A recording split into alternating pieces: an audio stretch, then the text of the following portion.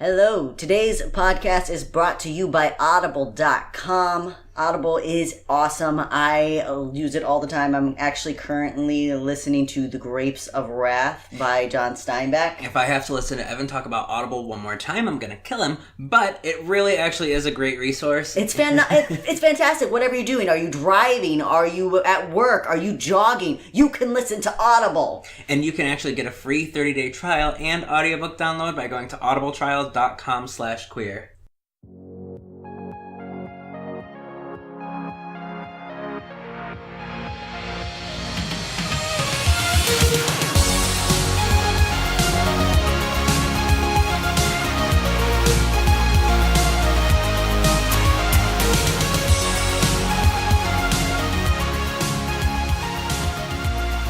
So how was the conference? The conference was great. So by the time this episode drops, I'll actually have been back from the transgender wellness conference in Philly for about 2 weeks. But when we're recording right now, I just got back. It was really great. There's a ton of seminars. I would recommend it for any person that's in the queer community. You don't necessarily have to be trans. There's just so many good workshops on everything. There was of course, there's stuff for partners. There is stuff on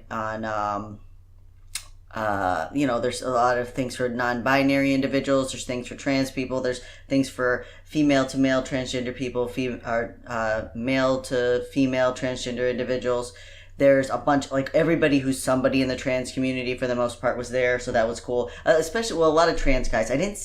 There weren't a lot of trans women that were big names, I guess you would say. So no Caitlyn Jenner or Amanda Lepore or anybody like that? No, it's Sandra Mock, not Sandra Mock, that's a person that I knew before. Laverne Cox, so there was some decent representation, and the workshops were really good. There was actually they had a lot of things for people of faith, and they had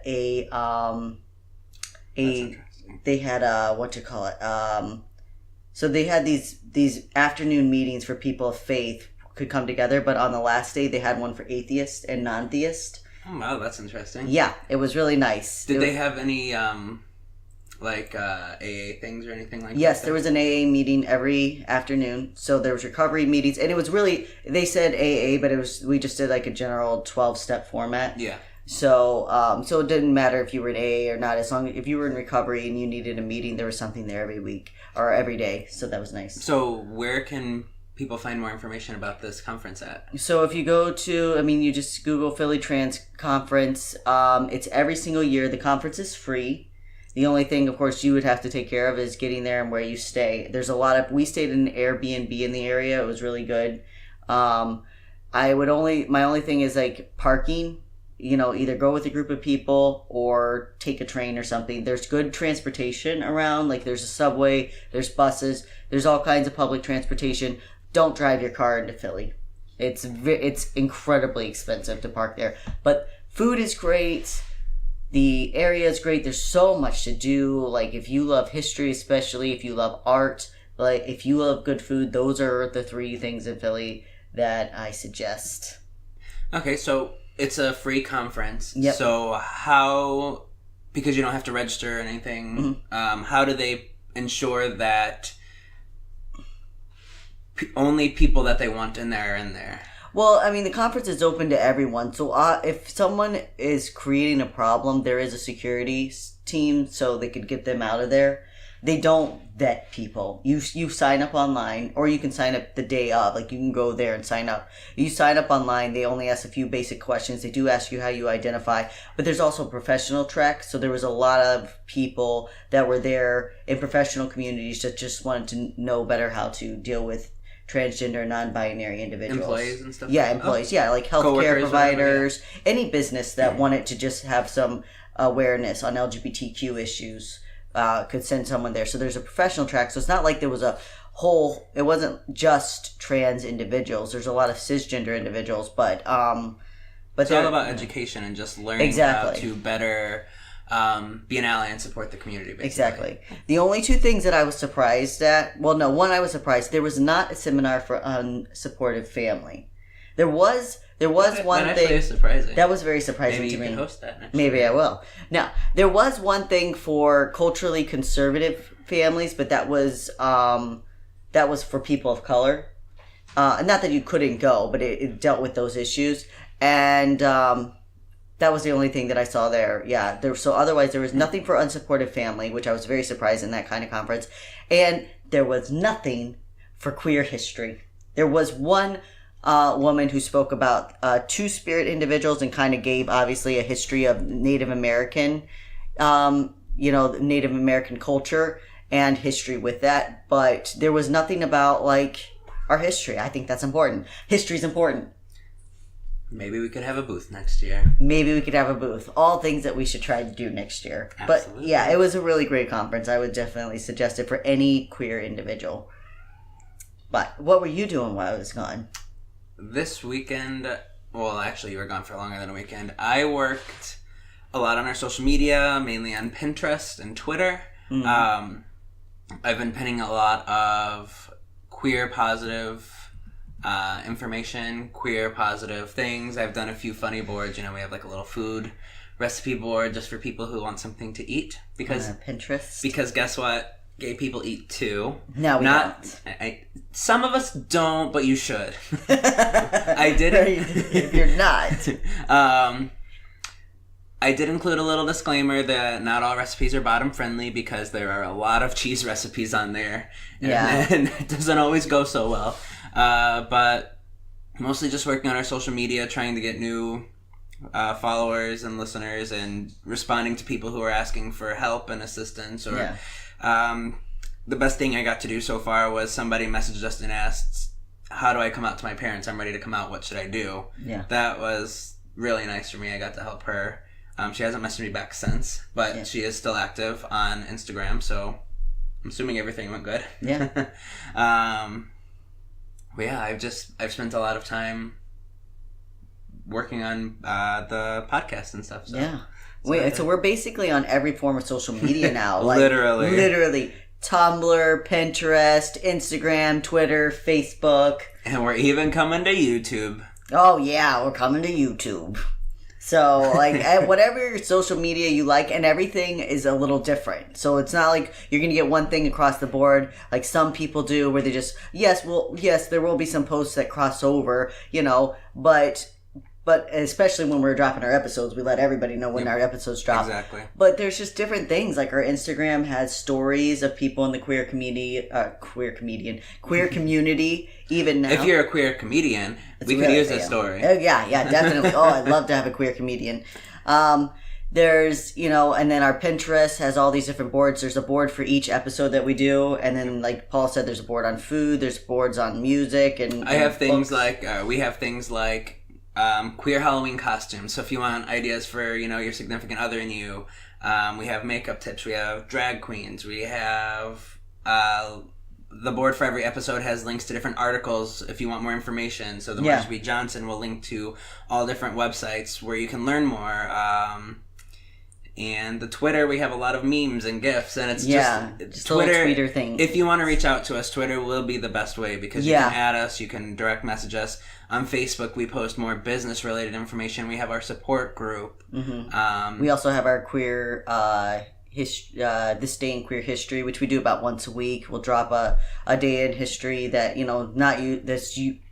I don't think it's yet been related to our podcast, so it's not about whatever episode. It's just this day in queer history, So we have that on there, but like Paul said, a lot about our business. So if you want to know stats or whatever, and then our Tumblr, I don't know what. I haven't been as active on Tumblr because I've gotten a lot of angry people on there. On Tumblr, what? I was trying to. Somebody made a post about how they were so angry and blah, blah, blah. So I just reached out to them and I was like, hey, if you ever need anything, like, we're here to help. And I signed it with my name because I thought that was more personal. Yeah. I did like Dash Paul because I thought, if this is a business messaging you and that person signs their name on it, that's kind of personal and kind of cool. And then they reblogged that, and they were like, what kind of a loser do you have to be to reblog this, and blah, blah. I didn't ask for your fucking opinion. So I was like, all right, well. So it's a happy place. So Tumblr, my idea behind Tumblr was to use #GaysGood and share LGBTQ plus positive posts, maybe it's some Tumblr guy talking about how him and his boyfriend have been together for 10 years, or just anything happy. Yeah. And I wasn't able to find much happiness on Tumblr, so... it might not be the space for us, but we'll see. It's on the back burner right now, but we'll come up with something for it eventually. Yeah.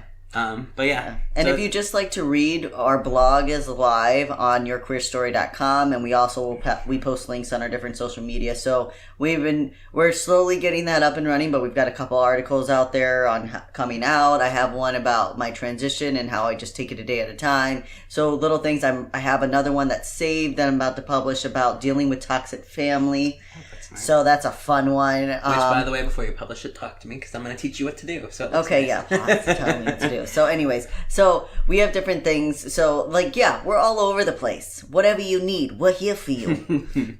Yeah, all right. We're even going to be in your pantry pretty soon. Your queer story soup. And it's just going to be it's our little faces and noodles. Yeah, that would be so much fun. You can eat us up. Yum, yum, yum. Anyways, all right, so, and just remember, guys, you can find us, oh my God, I think we talked about we're on Spotify now, so you can find us on anywhere you get your podcasts. Doesn't matter, you get your podcasts on Stitcher, iTunes, Google Play, Google Podcasts, Spotify. It doesn't matter. Tune in. Exactly. Listen FM. Literally, you just look it up, and I guarantee you'll find us. We're there. We're always free for you, because we want to get this out there. If you do want to subscribe or donate, if you believe in getting queer history out there, we do have a Patreon page that is... Are we live yet? No. We are not live. We will have a Patreon page soon that's live. And all of this goes 100% into getting the podcast and spreading queer history. It does not go into our pockets, not at least. No. Our pockets are actually... emptying rapidly. Yes. So, for our podcasts, we have to purchase music. We have to pay for the web hosting. Our podcast episodes are actually on a dedicated media streaming website, so that costs about $14 every month, which doesn't sound like much, but when you add it all up. Yeah, so we're not making anything on this podcast. And our goal is to grow with our Patreon. So when that goes live, we'll have different tiers. We'll have like a $1 a month donation, which is literally like so cheap, and it would help us out a lot. Yeah. If we had 30 people paying $1 each a month, that's $30 a month. That'll pay for all of our hosting. Yeah. And our goals are, we'll have different goals. So once we start making different numbers, for example, when we make like $300 a month through Patreon, we're going to hire an audio engineer. So yeah, for those of you complaining about our audio, we know we're working on it, but again, like this is what we do in our free time, so with our own money, so we're doing the best we can. So we'll hire an audio engineer. Then when we start hitting things like $500 a month, maybe we'll start doing like a live video. We'll do our 4 episodes plus a live podcast every month through Facebook Live or something like that. So we're still hashing out the details, but once that goes live, every penny does help and will help us grow and produce better content for all of our listeners. Yeah, so anyways, so it's a lot about us, but we're just catching you all up on everything that's been happening.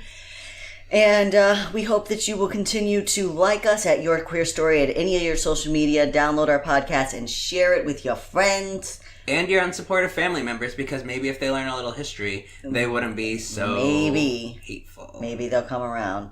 But today we are going to be talking about a very, very interesting character in history, Joseph Lobdell. Also known as? Lucy Ann Slater. And so we're going to start now with a excerpt from A Case of Sexual Perversion. Lucy Ann Slater, alias Reverend Joseph Lobdell, was admitted to the Willard Asylum October 12, 1880, aged 56, widow without occupation and a declared vagrant. Her voice was coarse and her features were masculine. She was dressed in male attire throughout and declared herself to be a man, giving herself the name Joseph Lobdell. A Methodist minister said she was married and had a wife living. She appeared in good physical health. When admitted, she was in a state of turbulent excitement, but was not confused and gave responsive answers to questions. Her excitement was of an erotic nature, and her sexual inclination was perverted. In passing to the ward, she embraced the female attendant in a lewd manner and came near overpowering her before she received assistance. Her conduct on the ward was characterized by the same lascivious conduct, and she made effort at various times to have sexual intercourse with her associates. So do we know if he was actually widowed when he was admitted, or are they just like, he was a widow because you had... We're going to talk a lot about the guy that wrote this. Well, not a lot. We're going to talk a good enough a bit about him, but he was known to kind of make shit up. An anti-queer person making shit up. Never happens. Never once. Never in a million years. Exactly. Let me just make sure everything's going smooth. Yep. Okay, good.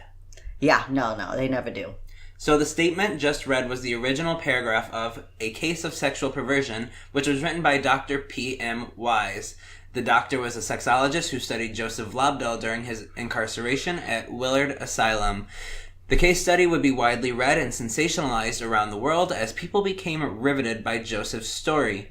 In fact, this was the first research on a female-to-male individual that was published in an American medical journal, and it would play a pivotal role in how gender and sexuality would be treated by medical societies. But before we dive into the case study, let's find out a little more about Joseph Lobdell. Born in Westerlo, New York around 1829, we don't have a specific date of birth, Joe was given the birth name Lucy Ann.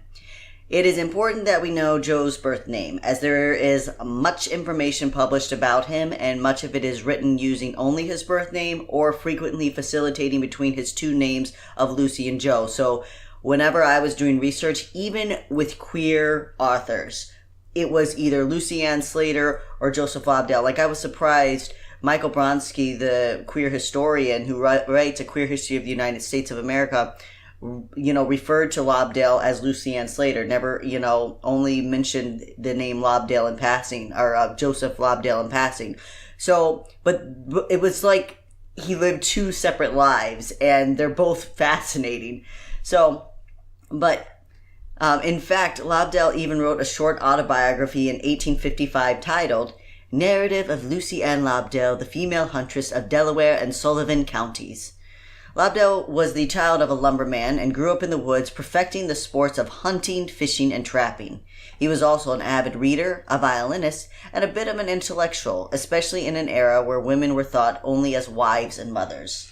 Mothers and wives. That's all women were ever expected to. That's all we've ever been good to. The Christian college that I attended for 4 years as I was wasting my life, and I say Christian college loosely. I don't mean like some of the legit Christian colleges out there. I mean, this was not even a real college. It was unaccredited. An unaccredited cult college that took money to offer no degree. Exactly. They gave you no degree. And here's why. Because one of the three courses that I was allowed to take as a woman was marriage and motherhood. That was a course. You could get a degree in marriage and motherhood. Yes, you could get a 4-year degree in marriage and motherhood. You could get a 4-year degree as a teacher, again, unaccredited, so it didn't count. Or you could get a 2-year degree as a secretary. So the high school was accredited? No, right?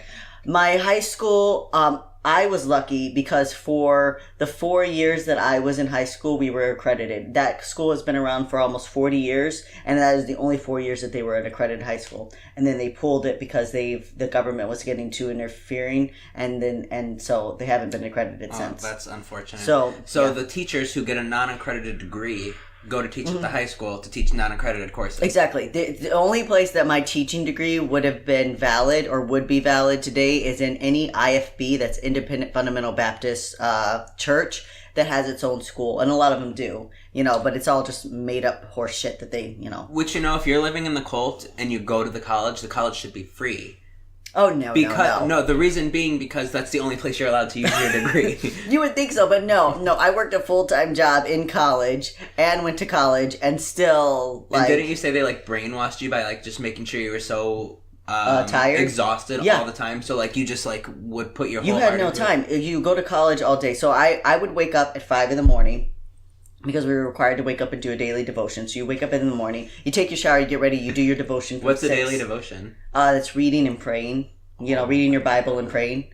So read your Bible and pray for an hour. Go to breakfast. Be in class by 8. From 8 to 12, you have classes. From 12 to 1, you have chapel, where you listen to a sermon or whatever. Is this Monday through Friday? This is Monday through Friday. From 1 to 2, you have lunch. From 2 to 10, you go to work, whatever full-time job you have. You come back, you do your homework that night. You get back up at 5 a.m.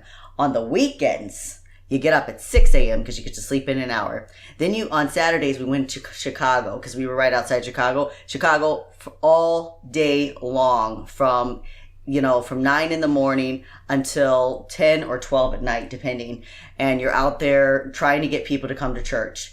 And then sometimes we come back early because we would have an activity, but for the most part, you're out in Chicago all day long. You get up at 4 a.m., you get on a bus, you go back to Chicago on Sunday. You pick up all these people that you met the day before, you bring them to church. You spend from 8 in the morning until midnight at church, and then you're back up on Monday for classes. Oh my gosh. You are exhausted and you don't have time to think properly, and you're just trying to survive off of the few minutes that you get here and there with friends, or you're supposed to date in the between there, and you're supposed to find all... I don't know. Literally, your only time to date would be between the hours of like 10 to at midnight. Lunch. In chapel midnight. And at lunch. So you sit next to each other at chapel, and then you eat lunch together, and then you run off. And then about one Saturday a month, you have an activity that you can go to. So you get to come back to the college campus at like 6 on those days, and then you have an activity. A screened movie or something? Yeah, a screened movie of usually like a children's movie. There was only a few movies we were allowed to watch, so they I had almost a said movie. The Lion King, but I'm assuming no, that absolutely one was banned. not. Absolutely You said not. child's not, movie. Not a movie that's written by a homosexual. Sorry. No, there was like some Bob Jones University movies, or actually the college made a lot of their own movies. Oh, I bet they were so good. They were awful. Yeah, they were so good that they were awful. Is there a way we can get them? Actually, I could, because my father made most of them. Get them. I want to publish them. I want to get them, please. Yeah. So those were the movies that we watched, whatever we made ourselves, and then we played games and whatever. Hey Queertians, thanks for listening to today's episode of Your Queer Story. Audible is offering a free audiobook download with your free 30-day trial to give you the opportunity to check out their service. I love Audible. I've had my subscription for over 2 years, and it is worth every single penny. I listen to it all the time.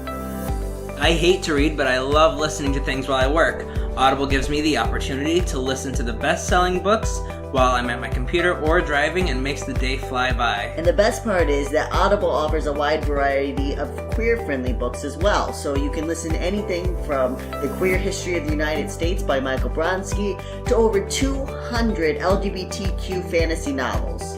To download your free audiobook today, go to audibletrial.com/queer. Again, that's audibletrial.com/queer for your free audiobook. So yeah. I don't know, where was I? Oh yeah, that was all about so that was at college, earning your marriage and motherhood degree. So 4 years of learning how to cook and sew. Could they actually cook though, or was it like shitty like... No, they learned how to cook. Learn like fucking pioneer woman style cooking. Like you learn how to make your own noodles. Oh wow. From scratch. You learn like how to cook from scratch. And you learn how to sew, like amazing. My sister's an amazing seamstress. My sister Deanna. And she always had a love for it, but that definitely got some extra help from that. That's pretty cool. Yeah. Anyways, so back to Joseph. Sometime in the early 1850s, Joseph, still living as Lucy, married George Slater. Initially, their affair was exciting, though it seems Joe was more caught up in defying his father than in being with George. Later in life, Joe would deny he had ever been sexually attracted to a man, or especially his former husband. But the beginning was exciting and provided a formative experience for the self-proclaimed feminist. When Joe's father refused to allow him to marry, Joel stole away to the barn disguised in his brother's clothing. Remember, he's still living as a woman. He took one of his father's horses and ran away into the forest. While living in the woods and awaiting his lover, Joe encountered a peddler by the name of Talmadge. Talmadge was impressed by Joe's huntsmanship and wrote to a local paper.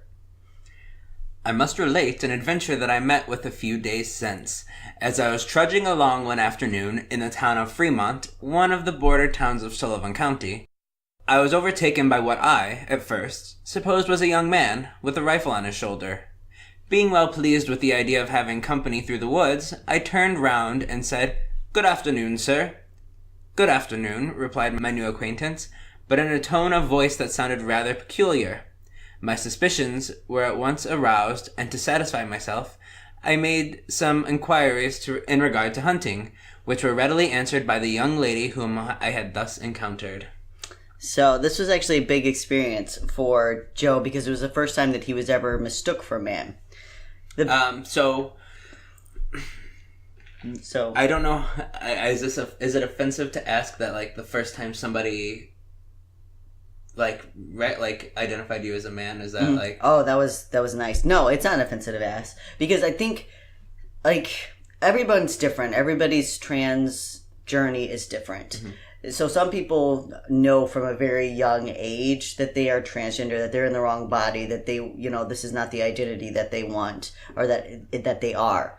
But a lot of people, myself included, and probably a lot of it is because of my background, because I was so brainwashed and shoved into this box of gender conformity that I didn't know what I wanted until much longer. I didn't let myself know what I wanted. So the first time that I was identified as a man or mistaken for a man, it just felt right. It felt comfortable, And Joe would write later that like it was exhilarating. Like he was very excited to be mistaken as a man. And I'm assuming like now we have so much information, but especially back then, like when it was probably unheard of. Yeah. Like nobody probably even knew that was a thing. Like that was probably it was probably like a switch turning on in his brain. Exactly. Well, there's nothing out there. Oh. Okay, kind of moment. Mm-hmm. Yeah. There's nothing out there, and also it's not. You don't even see people cross-dressing because cross-dressing is illegal. You can be arrested for cross-dressing, just wearing a man's clothing or a man wearing a woman's clothing. You can be arrested. So it's not like you have any role models. It's not like you have any person. That's not, again, like you said, it's not like today where I can get on YouTube and find 10 different trans guys and be like, okay, that's what I want. Right. You're just going off of what feels right for you. So the peddler that Lobdell interacted with went on for some time about the encounter between him and Joe, and Joe spoke then about the first exhilaration of being mistook for a man. There was a whole long article about this, written quite extensively about the story of this peddler running into a female hunter, which just rocked his world. Can you imagine? I can't believe it. Women hunting? Since when? She wasn't at home sewing or cooking? No. So the story catapulted Joe to national fame as it spread from one newspaper to the next. Joe went viral. Yes, he did. Everyone was fascinated by the female hunter of Delaware County. In fact, male hunters and trappers began to flood Joe's hunting grounds and made it increasingly difficult for Lobdell to find food. Along with the shortage in animal supply, Joe was treated as a spectacle and often ridiculed and insulted. Initially, he wrote that he didn't mind the visitors, but then things turned ugly. In his memoir, he states, "After the piece was published in many different papers, some people were curious to see and hear me play the violin. I, of course, would not refuse so trifling a request, but when the story began to be noised around, I found that I was subjected to the insults of wicked persons when I was traveling or away from home." Of course. So these people were like stalking him, basically just to like make fun of him for being. I think it was a combination. I think there were some people that were fascinated, and there were probably, I'm sure there were some men there that thought they were going to find themselves a wife. Oh my god! Yeah. I guarantee you, every man was like, "Oh, this female hunter, I'm about to get lucky." Yeah. And well, I don't know if back then they thought about getting lucky or like I got to get a wife and then I can get lucky. Yeah, because of right. the religion of the time. Yeah, I don't know. Rape was still pretty prevalent. Oh yeah, I'm sure. So, but then there were people that I'm sure felt threatened in their masculinity because so they had to go there and find out that this woman or this perceived woman woman was so much better than them. And exactly. Like, no, this ain't a woman's place. We'll come here. We'll show her how we do things out here.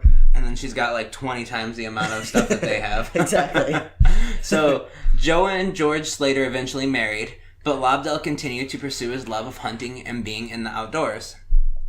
His marriage to George soon soured as Slater was abusive.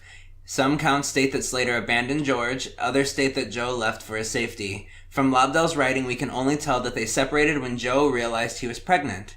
He returned home to his father during the pregnancy, but once the child, a little girl named Helen, was born, George reached out and asked that the two reconcile. However, Joe had tasted freedom, he had seen a life that could be, and he promptly turned down Slater's request. This was another pivotal moment in the life of Joseph Lobdell, and he wrote of this time.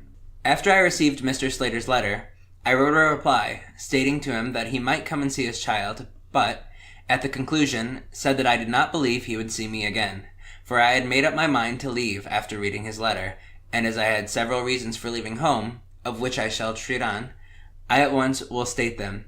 First, my father was lame, and in consequence, I had worked indoors and out, and as hard times were crowding upon us, I made up my mind to dress in men's attire to seek labor, as I was used to men's work. And as I might work harder at housework and get only $1 per week, and I was capable of doing men's work and getting men's wages, I resolved to try, after hearing that Mr. Slater was coming, to get work away among strangers. I accordingly got up one morning, and it seemed as if I must go that day. I did not dare to tell our folds my calculations, for I knew that they would say I was crazy and tie me up, perhaps. So I went upstairs, saying I was going to dress and go hunting as I was accustomed to. I hurried and put on a suit of clothes, and then my hunting suit outside. When I came downstairs, Mother came toward me and was going to take hold of me to see what made me look so thickly dressed. I saw her moved and stepped outdoors, saying that I must hurry as I was getting later. I drove the cow up before I left and then hurried to the mountain.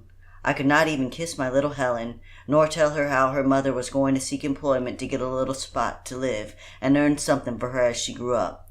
So I stole away with a heavy heart, for I knew that I was going among strangers who did not know my circumstances or see my heart so broken and know its struggles. As I was walking down to Hankins Depot, I met one of our nearest neighbors. He called to me and asked me where I was going. I made no reply, but walked on, and I had gone but a few yards when I heard him say, "There goes the female hunter." So this is Joe leaving, because his husband is coming back. And so, there was a lot of abuse. There was mental abuse, there was physical abuse. You can read about it, like I said, in the narrative of Lucy Ann Slater, the female huntress of Delaware and Sullivan counties, which we'll post a link. I could only find half of the book. It's online, but it was only half of it. It's the last half, so we don't have a lot about Joe's early life. It does seem, he says that in this, that his father was lame. So I think his father was injured, and that might have been part of the reason why Joe went out into the woods and started doing men's work, so to speak. Yeah, if his father couldn't provide for them, they needed to eat somehow, so... Exactly. So he started, hunting and doing the work outside.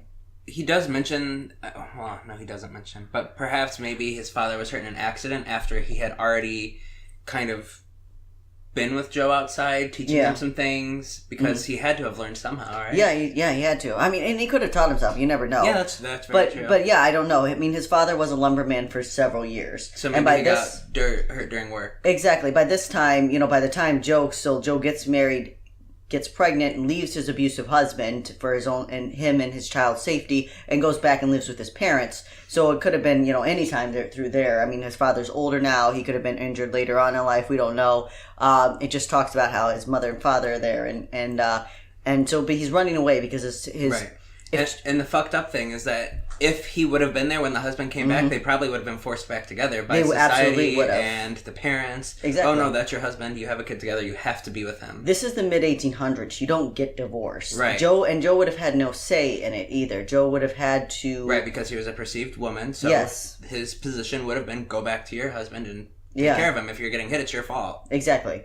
Yeah, and it's interesting. The reason that Slater found out about Joe is where Joe had fled to, which, I mean, he probably would have, if he just thought a little bit, would have known that Joe went back to his home. But so this interaction with the peddler had happened several years earlier, but the peddler didn't put it into the newspaper until later. So he wrote in one day to the newspaper about an interesting encounter he had once while he was out hunting. And then George Slater read that, knew it was his wife, Right. And reached out to Joe through that. That's how he got Joe's contact information to reach out and say, hey, and he puts in there that, like, Joe Slater, which I have it actually right here. Let me just read it for you real quick.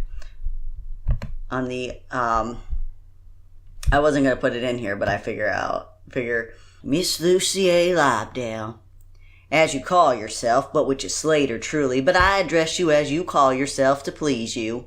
In truth, I wish it were as it once was, peace and harmony. Just a fucking abuser, right? Then I took comfort in my home and in your presence, but now you perhaps will not agree with me. Let that be as it may. I will say that I am well and hope these few lines will find you enjoying the same lesson. If you could but know the lonely hours that I spend in Westerloo, you would have some words of comfort to send me. Aunt Becky is in this place and said that you were sick. Sorry I was to hear that, but I hope that you will gain your health soon.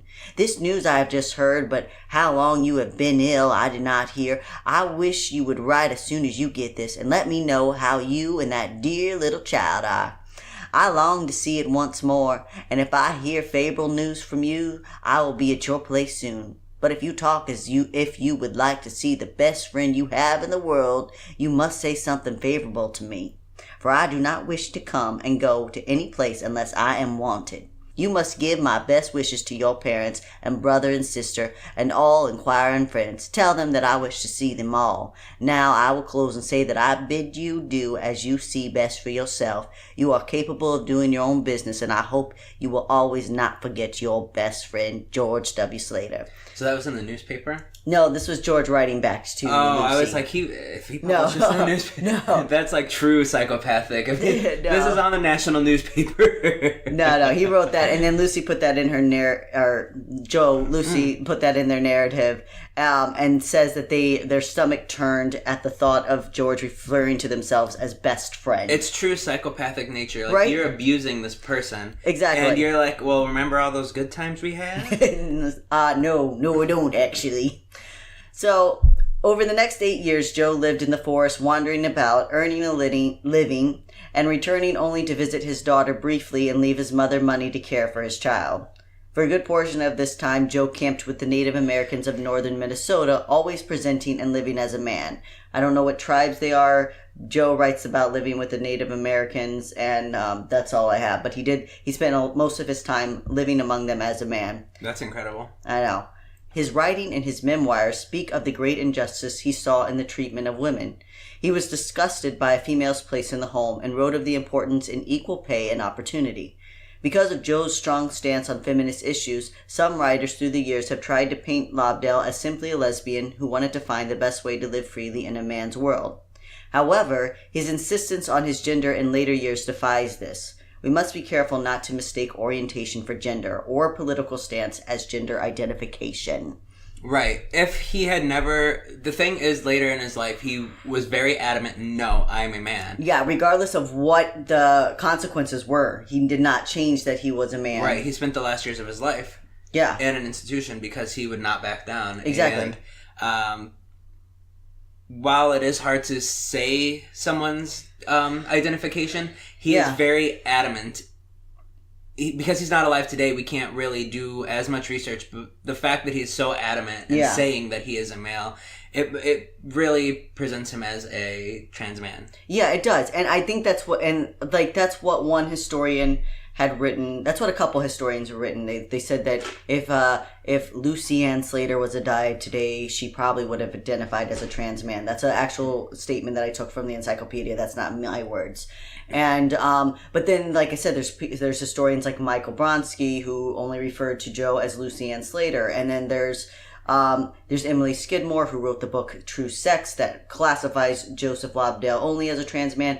And we don't know, because with today's freedom, we have so many choices. Maybe he would have been non-binary. Maybe he would have identified as trans. Maybe he would have just identified as a butch lesbian. We don't know. We're only going by what he asked. He asked people to call him Joe. He told people that he was a man. And so we take his words. And that's what you do with any individual. Let them choose their identification. You don't get to choose it for them. Exactly. In the mid-1960s, Joseph Lobdell ended up in an almshouse, which is a 19th century house for the poor. It is not certain why he fell on such hard times at this point, though it does seem that his exposure made it more difficult for him to trade and find safe spaces to hunt. While at the home, Joe met a woman named Mary Louise Perry, and the two fell in love. Mary was a very intelligent woman who had been deserted by her husband and forced into the almshouse because she was unable to support herself. Joe and Mary left the home and began to travel across southern Pennsylvania, working odd jobs and passing as husband and wife.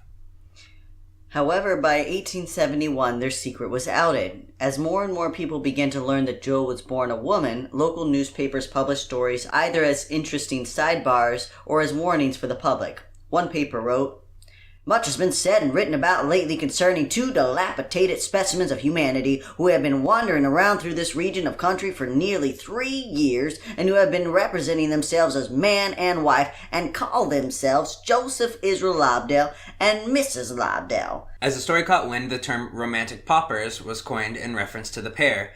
The word romantic had been used for nearly a century to describe close friendships between two women. This doesn't mean that any physical intimacy was implied, as women were often described as passionless.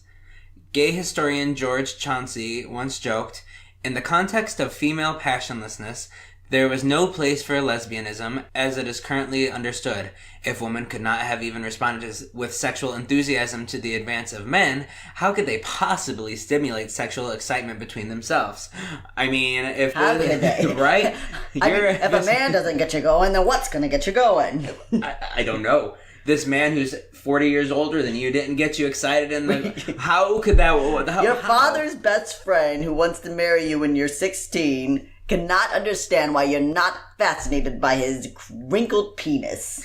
So how could you possibly get excited by another woman? Oh, no, absolutely not. Yeah, there's a lot in this about, like, when you're studying this time period, women are constantly referred to as passionlessness, or they don't have passion. And that's why romantic friendships, there's a lot of romantic friendships. Even in our last episode, we talked about the Wellesley marriages. Oh, yeah. And these women were together for like 25, 30 years. And people are like, oh, they're just good friends. They just live together. They're good friends. They do everything together. Exactly. They're completely committed and devoted to each other. They're just passionless, so they can't... They're just passionless, so no man will ever excite them. So they just find another woman who they can be passionless with and spend the rest of their life together. Exactly. It was kind of like that. It's like, well, these women just don't want to have sex with anyone, so I guess that's why they're bonding together. Right. And the idea that they could want to have sex with each other, no. Yeah, so Joe and Mary, which I had just put together when I had been writing this, was Joseph and Mary, kind of like Jesus' parents, Joseph and Mary. Oh, yeah, wow, yeah. So Joe and Mary, they wander all around the Pennsylvania, New York, and just like from one place to another, picking up these odd jobs. They were in a lot of poor houses, I guess there was a term used, almshouses. They just could never, really get a footing. And then of course, Joe, I don't know how well he was passing, but it wasn't well enough for most people to mistake him as a man. At a glance, you would. Right. But when you closer, I mean, he didn't have any hormones. Right. Without hormones, he couldn't grow probably facial hair. Right. And, his voice wouldn't deepen. So, yeah. I mean, he did the best he could, but I'm sure he did better at bars because people were a little drunk. And, So finding work through, I don't really know how, maybe if you met somebody at a bar who needed work done and they were a little bit intoxicated, it might be a little bit easier. Yeah, it was hard for him to find work. And of course, he's still doing his hunting and trapping, but you've got to find people that are willing to trade with you. There's a lot of things involved here. And I honestly don't know for Joe if it was so much about passing. I'm sure he would have loved that. But I think he wanted to wear men's clothing. He wanted to present himself as a man. And if people didn't like that or they didn't see him that way, that was their fucking problem. Like, he didn't seem hung up on that. Mm-hmm. So. But in the case of Joseph and Mary, the journalists of the time seemed to realize the two were more than just a couple of good friends. Their affection was often noted as odd or strange. One writer stated they had a mutual affection so strong the two refused to be separated, and finally the term female husband was used to describe Lobdell.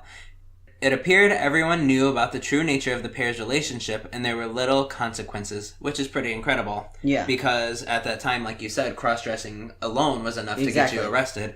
So, I mean, I don't know if maybe they were in a more liberal area at the time, or... I think it wasn't... I think what we're going to see, and what Joseph Lobdell's case does, is it changes. Up until this time, people were just like, that's an odd fellow, or that's an odd girl, you know, like... It just like, this none of my business. Mm-hmm.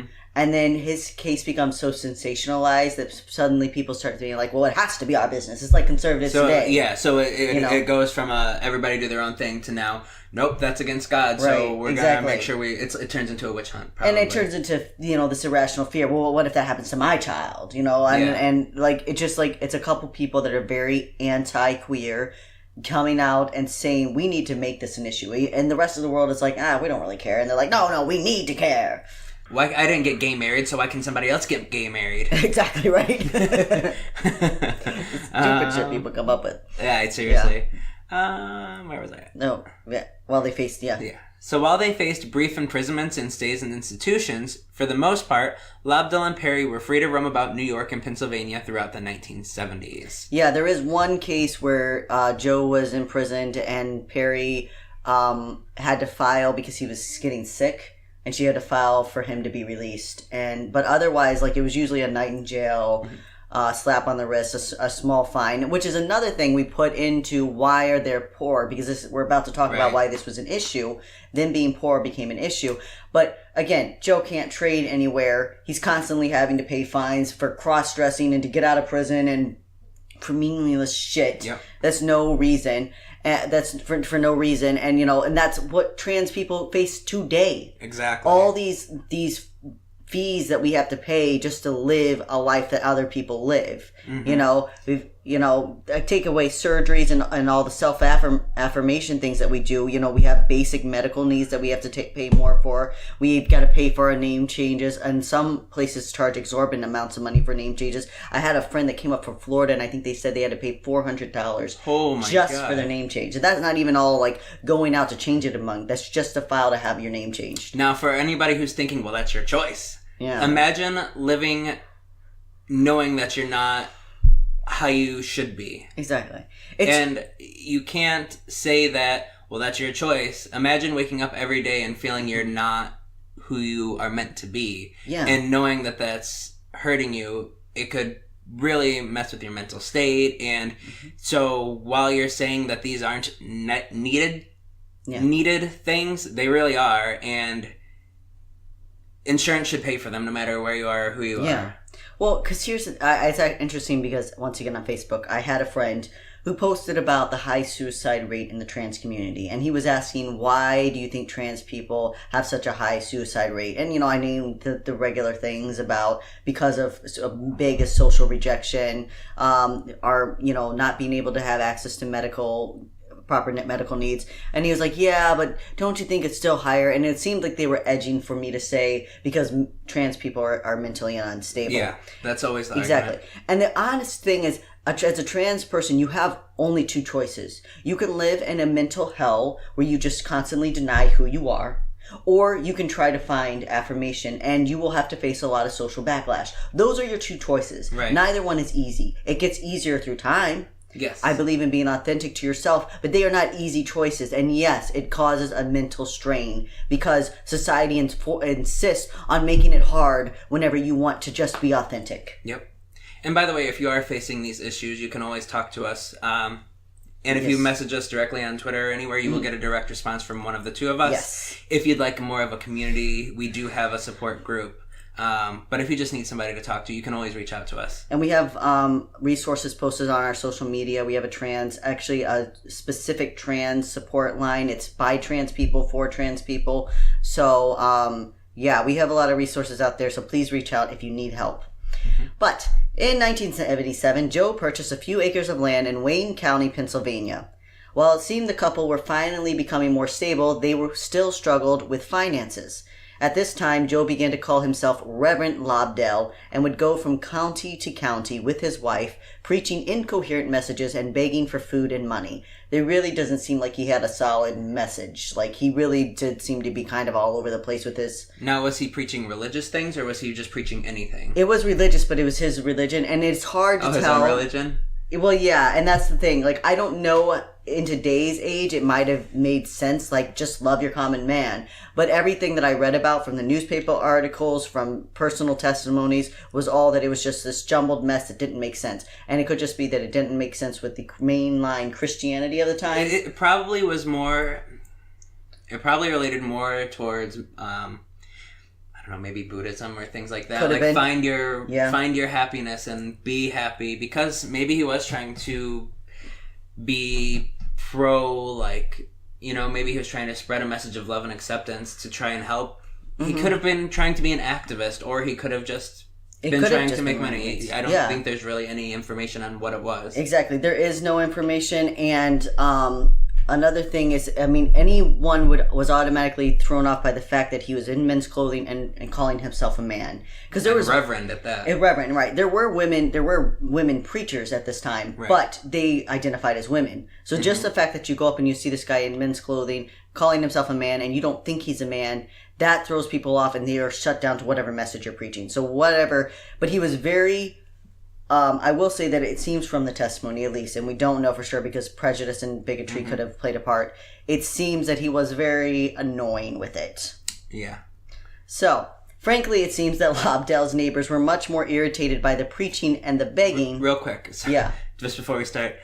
It's funny because they're like, oh my god, this guy's annoying. But the religious people will literally come and knock on your door and try to shove their fucking message down your throat. Right, stand on street corners, wave signs, protest at funerals, but that person who's going around town saying love is okay, which I'm assuming was his message. I'm implying that. We're giving him the benefit of the doubt. I'm implying that. He could have been extremely annoying, but I'm just going to imply that he was probably going around spreading like love is okay, love is good messages, and they're like, well, this guy's really fucking annoying. Yeah, exactly.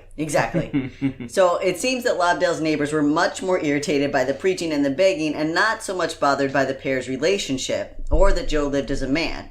Another nuisance was the fact that Lobdell was a husband who couldn't provide for his wife. So there was a general consensus that if he was going to be a man, then he should be able to fulfill his manly duties. But again, as we've stated several times throughout this episode, we must note that Joe's lifestyle did hinder him from getting a steady job, which means the community wouldn't give Joe a way to earn a paycheck, yet they judged him harshly for not being able to earn one.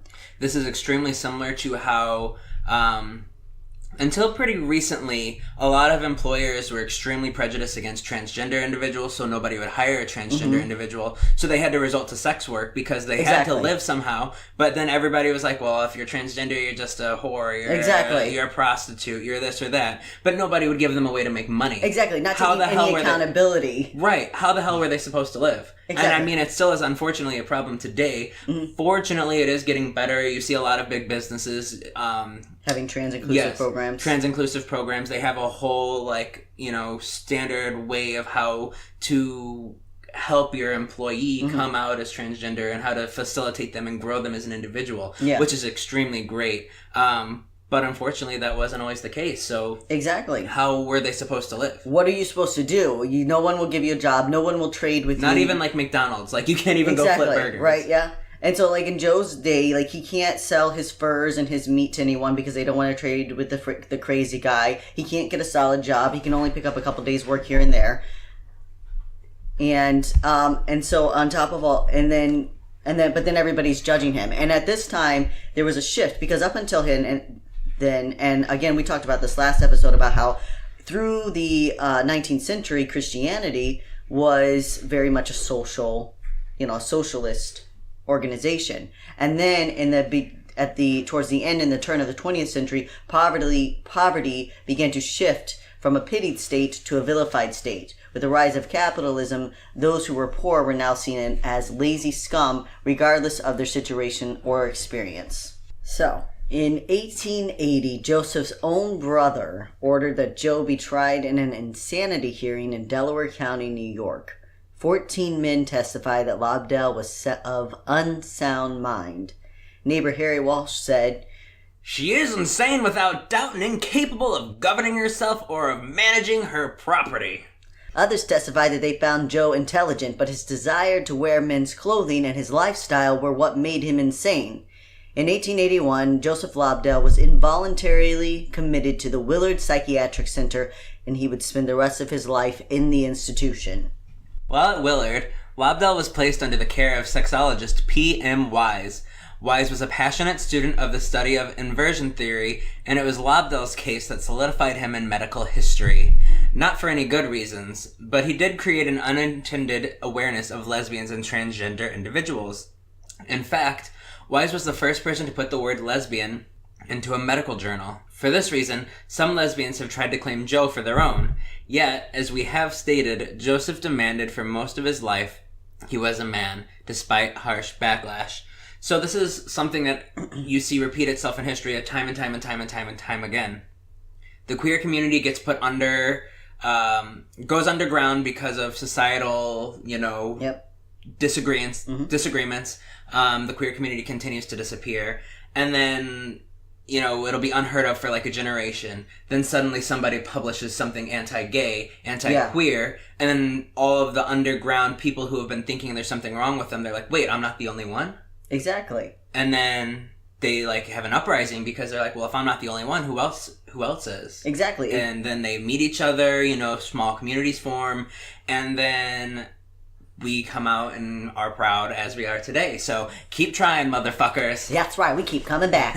Right. Anytime, even though these issues weren't written in a positive light, it still created an awareness. You could still have something tangible that you could read and say, there is someone like me. Maybe everyone thought they were crazy, but at least I'm not alone. Right, exactly. And of course, and for Lucy and for the narrative that Joe wrote as Lucy Ann Slater, that showed women, first of all, that women could be powerful and claim their own self. They didn't have to just cook and clean. Exactly. They could reclaim, who they were, a place in society. And, it also showed, in the narrative, Joe writes that he wears men's clothing. He even writes about how he shifted and started wearing the men's clothing.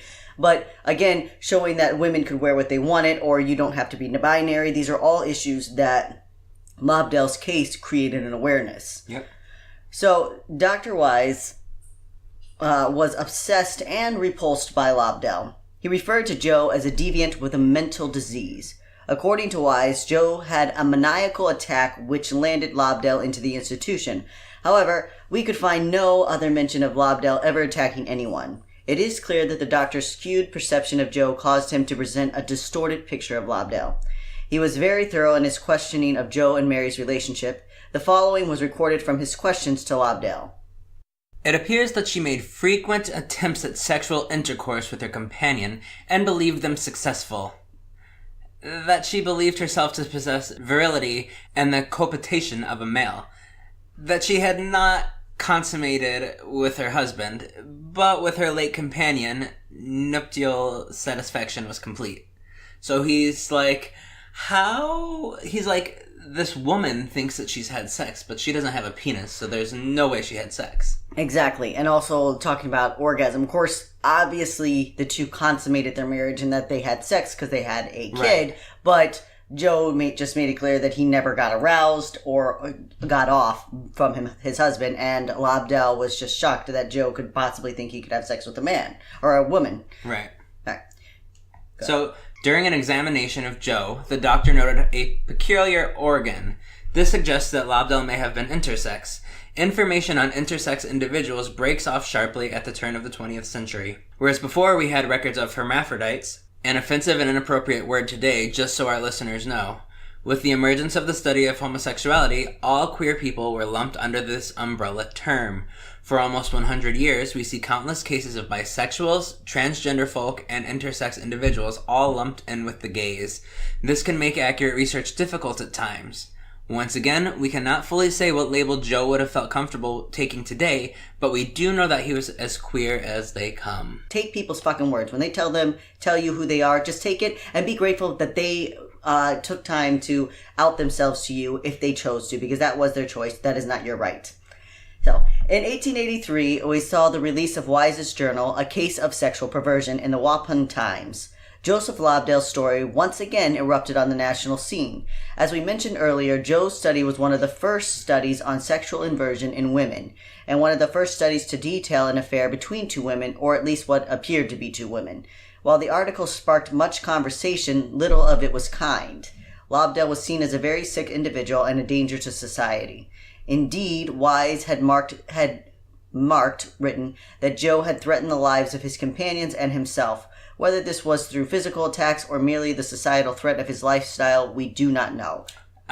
I didn't see anything about him being like a violent individual. No. I mean, it was probably just like he's threatening our life with his non-Christian beliefs. Exactly. Yeah. Like Wise says that Joe threatened the lives of his companions, but there's no other information. This is all Wise. Nowhere. And this is what we said. Wise tended, and when you read the case of sexual perversion, which we will, like I said, we'll put a link to, you could see the man's just adding to his story, like just making it more sensational. He wants to become the next viral superstar of the his time. You know, he's at least at the very least drawing his own conclusions, which you don't do as a doctor. No. Like you can say this is what appears to be, but drawing his own conclusions. He's completely making shit up. Joe probably was violent. Right. But no actual stories or evidence to support that. Exactly. He has this mental disorder that makes him feel like he's not a straight woman. Mm-hmm. So obviously he must be also violent because that's something that's associated with mental disorder. Exactly. Kind of situation, basically. Right. So the next 10 years are broke up into brief notes in the logbook of Lobdell's medical file. It seems that he was diagnosed with dementia at some point. This could account for the several notes about him being dirty, wet, and excited. There are notes of his so-called sexual perversion arising. In June of 1885, the note states, "Transferred today to DB4. Has slept in dormitory, but on account of erotic tendencies, needs a single room at times." The final note is written on May 19th, 1890, and simply says, "Continues in good bodily health. Has improved somewhat," and says, "She has gotten over her old ideas. Has been quiet and orderly for some months past." Joe died shortly after this final log was recorded. He had been at Willard for 9 years. Yeah, so it's a little sad. It's like the last decade of his life, there's almost nothing on him. Like I said, there's about 2 sentences every year when they just check in. And you see him like start to fade, whereas still insists that he's a man, still continue with the sexual perversion, and then by the end she's given up her old ideas, we finally won. Basically you just wore a person down, keeping them in a mental institution for 9 years, locked away for took away everything that they loved, cut them off from the outside world, and then declared victory. As for the other people in Joseph's life, his daughter Helen also suffered some awful luck. As a young woman, she was pursued by a man named Kent, but she was not interested and repeatedly refused his advances. One night in August of 1877, Kent kidnapped her, raped and beat her, and threw her assumed lifeless body into the Delaware River. However, Helen washed ashore and was brought back to life by another gentleman. The extreme abuse she suffered caused severe mental trauma, and for a few years she was put into an asylum. Go figure. Eventually, she was able to recover somewhat and went on to have a happy marriage and an otherwise normal life. Kent was arrested after she came out of the asylum. She turned him in, and he was arrested for his attempted murder. However, on his way to prison, he escaped and was never heard from again. Yep. So hopefully he fell into a ravine and died. Or hopefully he was raped by someone and thrown into a fucking ravine. Jesus. I know, right? She's like, "No, really, I don't want to be with you." And he's like, "All right, well, we'll see about that, honey." And again, back to the point we made earlier, that, rape was still present at the time. Just because religion was strong doesn't mean that... right. They practiced their ways. Doesn't evil mean they has always persisted. Yes. Yeah. So there's no record we could find of what happened to Joe's wife, Mary. The two had been together for 12 years before Lobdell was committed. While their story is sad, particularly for Joe, it did yield strong visibility to the queer community. It is interesting to remember how Lobdell's neighbors responded to his transgender lifestyle. Most had no problem. It wasn't until a mob mentality was stirred against the poor man that anyone seemed to care who he loved and how he dressed. This is why it is important how we treat minorities. Because of a vindictive brother, Joseph Lobdell spent the last decade of his life in a mental institution. Perhaps he would have ended up there anyway if he truly did have dementia. But we will never know. This vibrant author was never given the chance to write an ending to his own story. That is Joseph Lobdell, and like I said, we're going to put a lot of links so you can read his story in his own words, at least for the first half of his life through 1855. And you can read the case of sexual perversion to see Dr. P.M. Wise's account of Joseph Lobdell. So, I mean, there's a lot of good information up until the end of his life, you know. Yep. And unfortunately, like we said, he was just locked away, and that was it. And faded away. You know? I wonder if he, like, wrote things while he was in there. And they were just taken and burned. And they were just like, oh, these incoherent writings. Or maybe they were filed somewhere, and maybe they still exist. I don't know. I couldn't find any. But... if any of you know any more information, or if you're able to dig up any information on his time in the institution, maybe there's archives somewhere that we weren't able to find, or if you live nearby and could stop in, I doubt they release them, but maybe, you never know. Maybe I don't know. I know some people are trying to access some things, but anything else we could have, because he was a writer and he was very good. Yeah. I mean, when I was reading his story, I was pretty intrigued. But what's important is that the case for sexual perversion, written by Dr. P.M. Wise, was used to, like, Joe was used as a measuring stick from that point on, as far as, like, where someone fell in the scale of, like, of sexual perversion. Right. And there were, like, 4 categories, and Joe was the furthest, where you actually think you're a man. So it went from, like, I'm kind of attracted to women to you think you're a man and you want to be one. You know, and so, but this would be used by doctors for, like, almost the next 50 years. Mm-hmm. All right. So, anyways, thank you for listening. We hope that you enjoyed it. If anybody has recommendations, I mean, we have a lot of topics listed. Listed for us to cover. Don't worry, we're not running out of material. But if you have something you'd like us to cover, feel free to reach out. I got some new books at the Trans Wellness Conference, and so I'm excited to use those. One of them is our recommended resource for today, and one of the main texts. Probably the main text for this episode. It is called True Sex by Emily Skidmore. It is about the lives of transgender men at the turn of the 20th century. And the other recommended resource, because we're talking about trans issues, is GenderCat. GenderCat.com. This is for transgender prosthetics. And if you don't know what that is extra body parts that we use so that we can feel affirmed, such as packers, breasts, nipples. There's actually a lot of people don't know that trans guys, whenever they get surgeries, a lot of times they can't afford to get nipples, so they're just nippleless on their chest, and so there's nipples. There's all kinds of great stuff, and it's really great material. Like, I felt this stuff, I played with it, I met the people that create it. They are a wonderful group based out of New York. It is fantastic prosthetics if you want some great stuff, if you're tired of your crappy $20 packer that falls out of your pants every time you go to the bathroom. They have amazing stuff. It's self-adhesive, it looks natural, it feels great.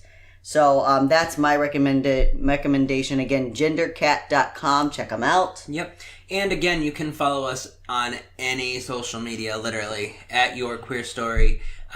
If you want to reach out to us directly, Twitter will be the best platform for that. If you want to learn stories of individuals in your community, you can check us out on Instagram. Pinterest has a ton of information, resources. I even have a back-to-school board on there that's filled with, like, rainbow backpacks and rainbow shoes. Nice. Gay it up. Exactly. And, again, on Facebook, we have our business information and our support group. So whatever you're looking for, we have something for you. And we will also be at Worcester, Mass Pride on September 8th.